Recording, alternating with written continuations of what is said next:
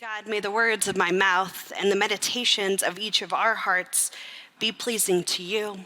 You are our rock and our redeemer. Amen.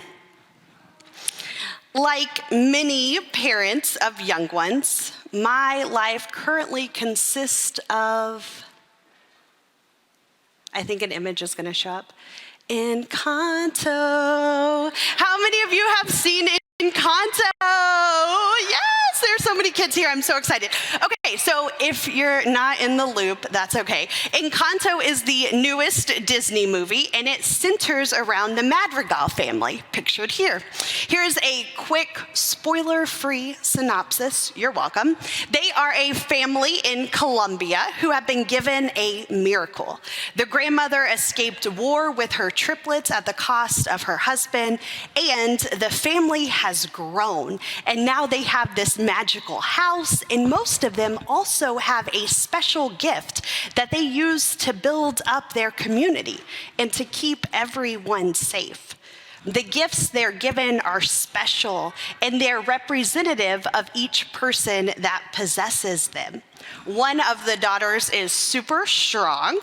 Another has supersonic hearing. One of the sons can shape-shift into different people, and another can communicate with animals. Their gifts define who they are to one another and to the world. This morning, we will conclude our sermon series on Ruth. I hope you all have enjoyed reading through this Old Testament book as much as I have. And there is still so much that we have not covered and that we won't cover today. I hope maybe this summer or this fall, we can offer a Bible study on Ruth where we can really go deeper on some of this, and so we can look at some of those details that unfortunately we have had to overlook. If this is your first Sunday with us in this series, please do not run to the doors. I will do a quick recap for all of us so that when we enter into this fourth chapter of Ruth, we know where we stand.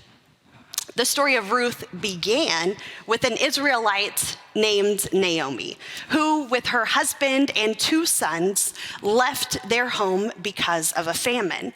They settled in Moab, where Naomi's husband died, and her 2 sons, who had married Moabite women, also died. It's not a super great story right off the bat. After all of this death, Naomi heard that the famine has ended in her homeland, and so she leaves to go back with her 2 Moabite daughter-in-laws.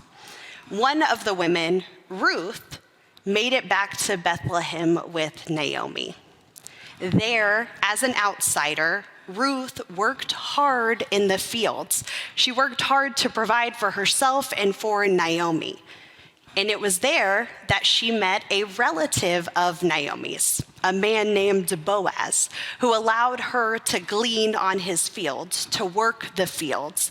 And then, following this master plan hatched out by Naomi, Ruth asked Boaz to fulfill his duties as a redeemer, or one who marries his relative's widow.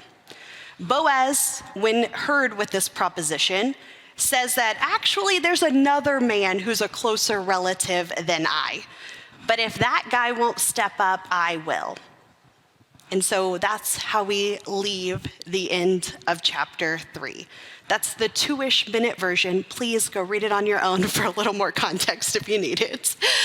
And so chapter 3 leaves us with a cliffhanger. Who will end up marrying Ruth? Will it be Boaz, or will it be this unnamed relative? We don't have to wait too long to find out. At the very beginning of chapter 4, Boaz holds his own little hometown court session. He calls all these men around and brings the relative who is the closest relative to Naomi. And he says, hey, you have this opportunity to gain more land and to marry Ruth. And the closer relative says, no thanks, that's not for me. And so Boaz says, okay, everyone who's gathered around, you are all my witnesses that this man, the closer relative, has passed by this opportunity. So I, Boaz, will seize the opportunity. Ruth 4:11-13. Then all the people who were at the gate where this little court session happened, and the elders said, yes, Boaz, we are witnesses. May the Lord grant that the woman who is coming into your household be like Rachel and Leah, both of whom built up the house of Israel. May you be fertile in Ephrathah, and may you preserve a name in Bethlehem. May your household be like the household of Perez, whom Tamar bore to Judah, through the children that the Lord will give you from this young woman. That's a lot for a whole group of people to say at once, but let's go with it. So Boaz took Ruth, and she became his wife. He was intimate with her. The Lord let her become pregnant, and she gave birth to a son. Throughout this Old Testament book, Ruth took difficult paths. Ruth left behind all of her family and all of her culture to follow a woman who had become embittered by life's hardships. Ruth worked out in the fields every day to provide for the two of them. Ruth gets her happy ending here. We don't know a lot about her marriage with Boaz, but we do know that Ruth and Naomi finally get the security and the safety that they've been yearning for. Before now, Ruth's life has been one without a child. She probably never imagined that her journey would continue after the death of her husband. Ruth puts Naomi's well-being above her own time and time again. And in this last chapter, Ruth gets what she asked for, a redeemer for both of them. As we have read through this book of Ruth the past few weeks, we've learned that loving others in hard moments is worthy work. Just as Ruth continued to love and provide for Naomi, even when she was at her most bitter. We've also learned how influential a community can be, and that within that community, it's important to be confident in your own identity, not an identity put upon you by someone else or by the time. Your true identity, a representation of who you are that points back to your character. As we finish up today, we learn another essential truth from the book of Ruth. Transformation is a powerful thing. The book may be called Ruth, but it could have easily been accurately named Naomi. Naomi, in our first chapter of Ruth, feels so trampled on and exhausted by life that you may remember she literally tells everyone that her name is no longer Naomi, it's Mara, which means bitter. And then in the next two chapters, we don't hear a whole lot from Naomi. She occasionally pops her voice in to say, hey, Ruth, how'd you get all this grain to feed us? Or she tells Ruth, hey, I have this plan of how you can ask Boaz to be our redeemer.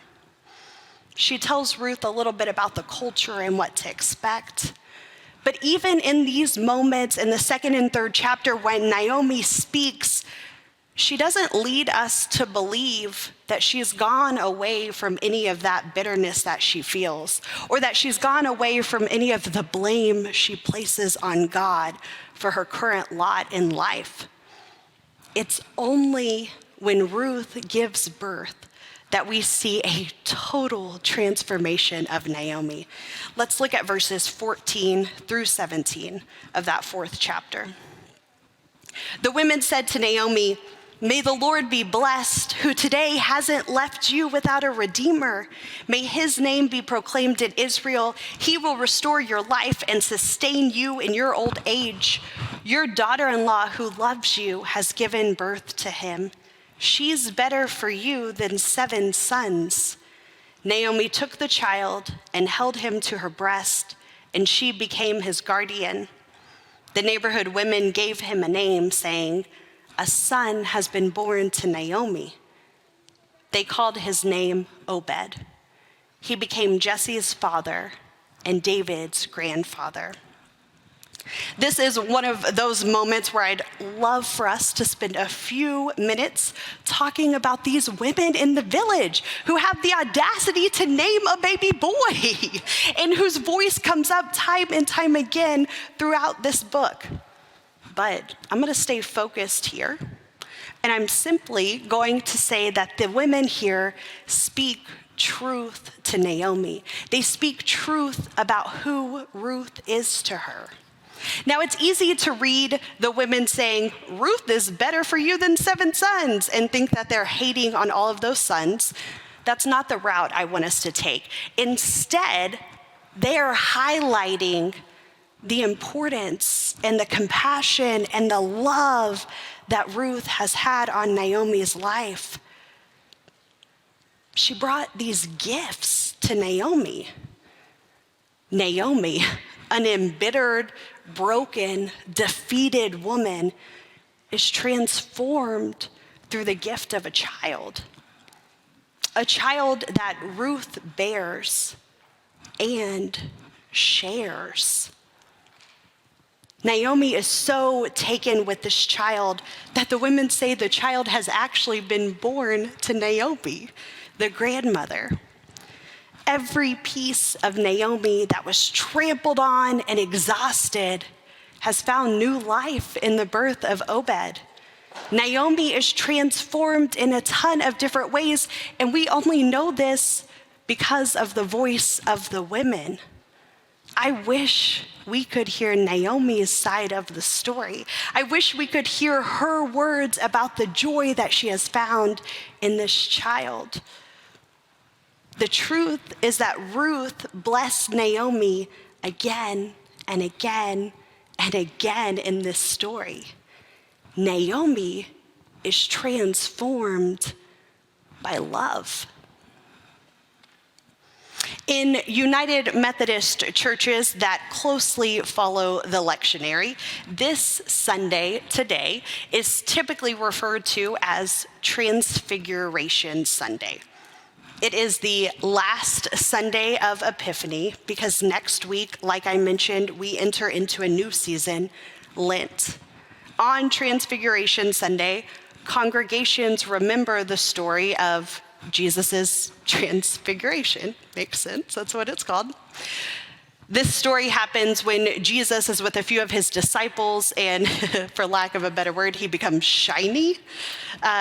This glow overcomes Jesus's face, and the disciples see Jesus talking with Moses and Elijah, and then talking about the end of Jesus's life.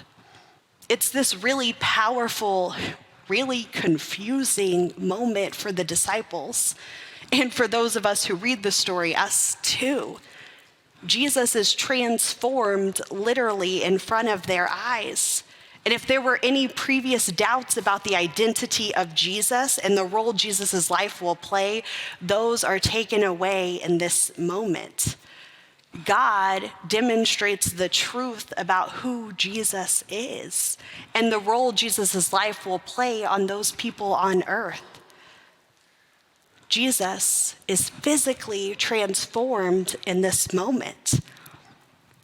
The disciples witness that truth. They witness the truth of who Christ is, and they catch a glimpse of how powerful that transformation is, how powerful that truth is.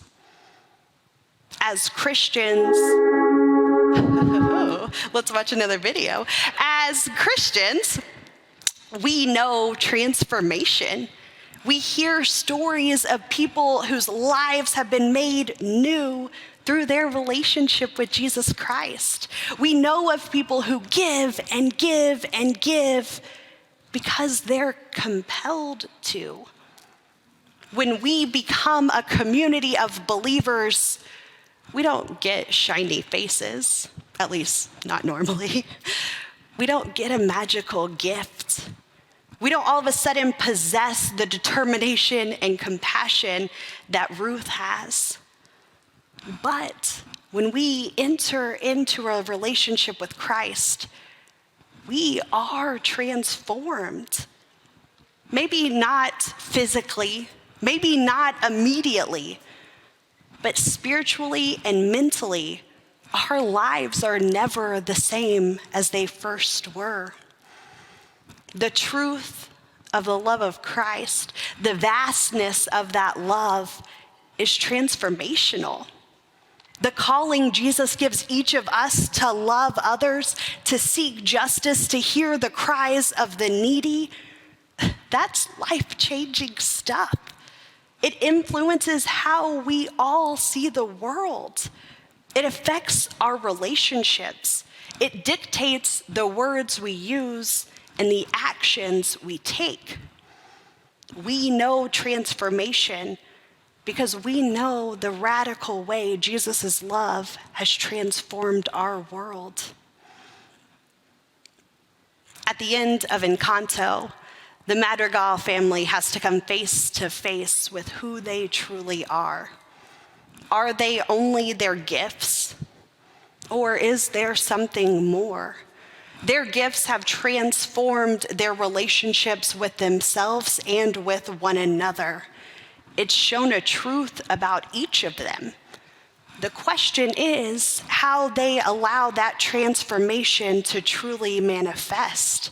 It's about how they recognize the truth of their own family history and work to dismantle the idea that they did anything or had to do anything to deserve these miracles, to deserve these gifts. When everything falls apart, is there enough for the Madrigal family left to rebuild? Can they grow together in a new direction? Can they transform their relationships with one another? How do our lives point others back to Jesus? How is our transformation real and evolving and growing? How is it influencing the world and the people around each of us? It took a long time for Naomi's heart to soften. It took a lot of hard work and dedication and compassion for Ruth to be bold enough to ask Boaz to redeem her and Naomi. It took the disciples' courage and faith to follow Jesus along through his ministry in his last days. Transformation doesn't always come overnight. It doesn't always happen like the movies, like those characters in Encanto who are given a gift and all of a sudden have these magical abilities. Instead, transformation is heart work. It's allowing ourselves to enter into relationships with one another, to take time to listen to our neighbors, to practice that radical love of Jesus Christ out into the world. I don't advocate a name change for this book. The fact that Ruth begins as a foreign, poor widow and ends with being the grandmother of King David, it's noteworthy. Ruth is an ancestor to Jesus. A Moabite woman is actually listed in the genealogy of Jesus. That's big stuff. That's huge. That's transformation to an exponential scale. We are blessed to hear not just about that extraordinary life of Naomi, but to also get the gift of Ruth, to hear about Ruth's compassion and love and desire and dedication that breathes life to a generation of radical love. In what ways have our lives been transformed by Christ? By someone else's unexpected love? By a surprising gift? I am thankful for the story of Ruth and Naomi. I am thankful for their witness, for their journeys, for the ways they challenge us to continue loving those around us and to allow ourselves to be transformed in the process. They are strong women who leave quite the legacy. Amen.